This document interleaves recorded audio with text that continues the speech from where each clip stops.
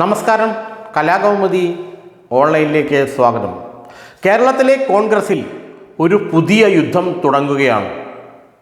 K C. Venugopal ഒരു ഭാഗത്തും മറ്റെല്ലാ ഗ്രൂപ്പ് നേതാക്കളും മറുഭാഗത്തുമായുള്ള ഒരു യുദ്ധത്തിൻ്റെ കേളികൊട്ട് ഇതാ ആരംഭിച്ചു കഴിഞ്ഞിരിക്കുന്നു.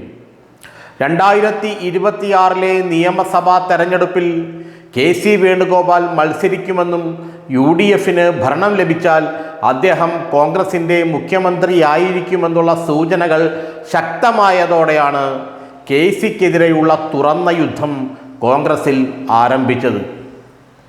രാഹുൽ ഗാന്ധിയുടെയും കോൺഗ്രസ് ഹൈക്കമാൻഡിൻ്റെയും അനുഗ്രഹാശിസുകളോടെ കെ.സി. വേണുഗോപാൽ കേരളത്തിലെത്തി UDFൻ്റെ നേതൃത്വം ഏറ്റെടുക്കും എന്ന് ചിന്തിക്കുന്നവരാണ്, വിശ്വസിക്കുന്നവരാണ് ഇപ്പോഴും കോൺഗ്രസിൽ കൂടുതലുള്ളത്.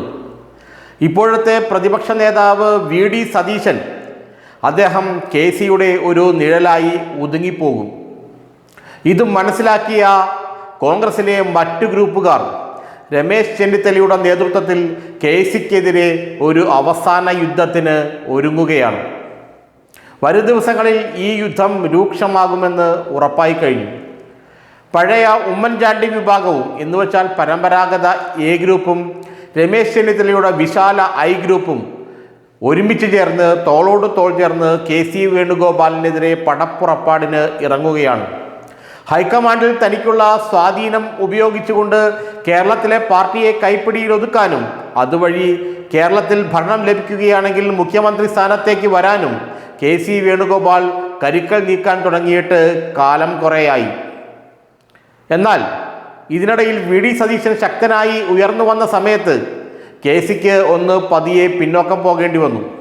എന്നാൽ സതീശനും രാഹുൽ മാങ്കൂട്ടവും ഷാഫി പറമ്പിലും തമ്മിലുള്ള ഏറ്റുമുട്ടൽ, ഷാഫിയും രാഹുൽ മാങ്കൂട്ടവും സതീശന് എതിരാവുകയും അതിശക്തമായ ആക്രമണങ്ങൾ അവർ സതീശനെതിരെ നടത്തുകയും ചെയ്തതോടെ കെ.സി. വേണുഗോപാലിൻ്റെ മനോമുഖരത്തിൽ വീണ്ടും പ്രതീക്ഷകൾ നാമ്പിടുകയായിരുന്നു.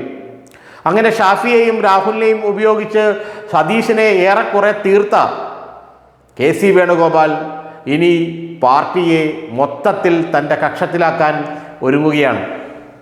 യൂത്ത് കോൺഗ്രസ് അധ്യക്ഷനാകാൻ സർവ്വതാ യോഗ്യനായ അർഹനായ അബിൻ വർക്കിയെ മാറ്റി നിർത്തിക്കൊണ്ട് തൻ്റെ അടുത്താളായ ജനീഷിനെ സംസ്ഥാന അധ്യക്ഷനാക്കിയതിലൂടെ കൃത്യമായൊരു സന്ദേശം കെ.സി. വേണുഗോപാൽ കേരളത്തിലെ നേതാക്കൾക്ക് നൽകിയിരുന്നു. ഒന്നുകിൽ തൻ്റെ കൂടെ നിൽക്കുക, അല്ലെങ്കിൽ തുലയാൻ തയ്യാറാവുക. ഇതായിരുന്നു ആ സന്ദേശം. ഇത് മനസ്സിലാക്കിയ പലരും മറുകൊണ്ടം ചാടി കെ.സിയുടെ മുമ്പിൽ വിശ്വസ്തരായി അഭിനയിച്ചു തുടങ്ങി. എന്നാൽ രമേശ് ചെന്നിത്തല അടക്കമുള്ള പരമ്പരാഗത നേതാക്കൾ ഇത് അത്ര പെട്ടെന്ന് തങ്ങൾ അംഗീകരിക്കില്ല എന്ന് ഉറപ്പിച്ചു. അവരാകട്ടെ ഒരു യുദ്ധത്തിന് തയ്യാറെടുക്കുകയും ചെയ്തു.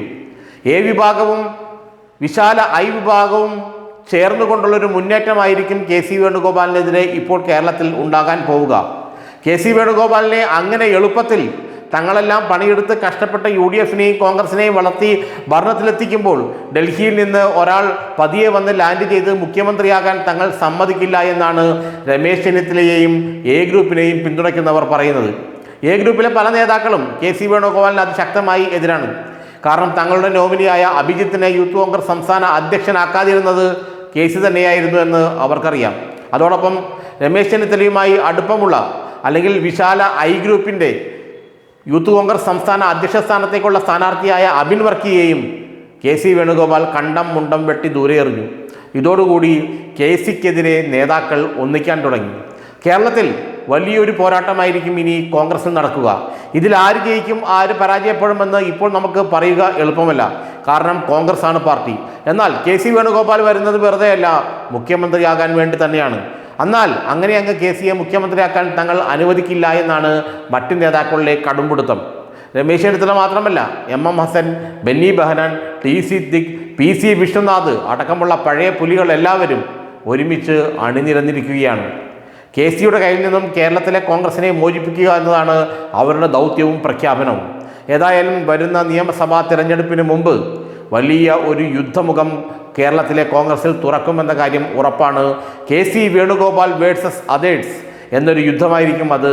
ആ യുദ്ധത്തിൽ ആര് ജയിക്കുമെന്ന് നമ്മൾക്ക് കാത്തിരുന്നു കാണാം.